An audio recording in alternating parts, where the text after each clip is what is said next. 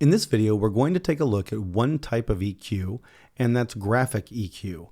In a graphic EQ, the frequencies are split up into different groups called bands, and each band can be boosted or cut with one single fader or slider.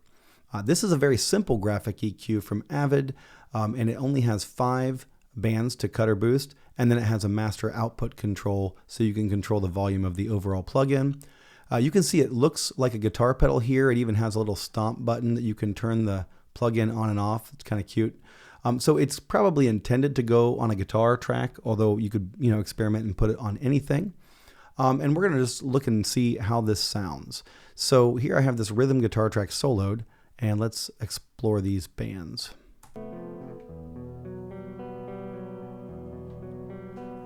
These are the lows, right at 100 hertz.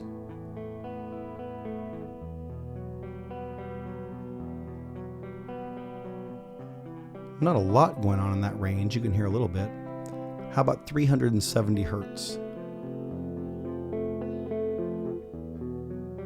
Some body to the sound there. If I cut it, it sounds a lot thinner. 800 hertz.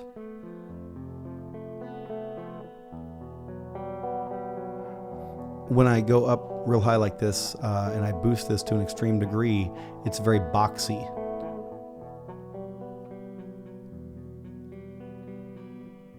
And when I cut it, it loses a lot of its sort of warmth and character there.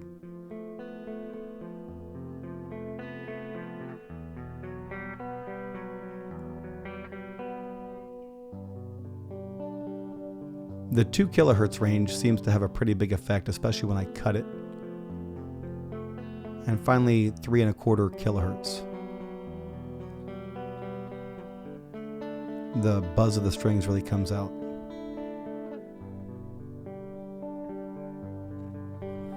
So it's not like a super strong plugin. It's not changing the sound in a super dramatic way.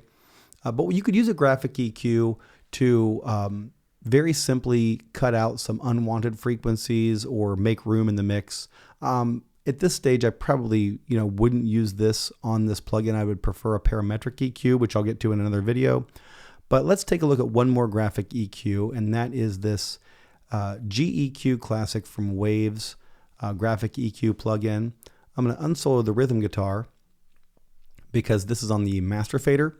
And a lot of times you will typically see graphic EQs on the master output bus, especially if you're in a live situation like in a theater. There might be a graphic EQ going out in between the mixer and the speakers, and that helps with controlling the frequencies in a venue, right? If a venue has a particularly loud set of frequencies ringing back at 500 hertz or 2 kilohertz or something, you can use a graphic EQ to help tame that so that there's less feedback.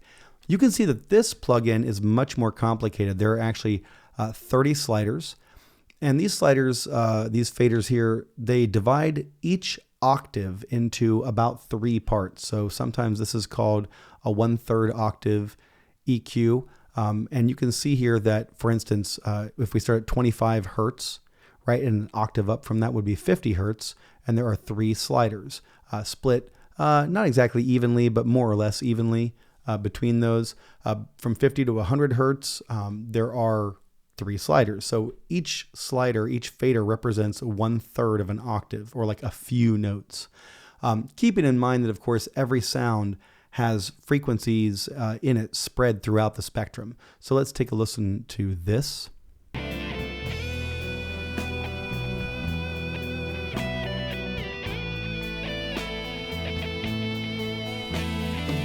You can really hear a difference already if I boost here at 4K. There's just this brightness, this airiness. It's too much. This is kind of a lot. I can adjust this if I want. Instead of having a 6 decibel range, it could have like an 18 or a 12 decibel range, and then you will really hear it.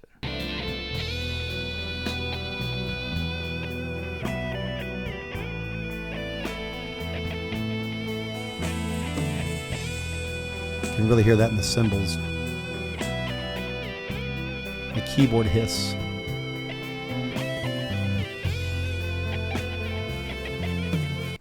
So this is a much more powerful plugin. But again, I don't use it too much because I personally prefer parametric EQs in a mixing situation.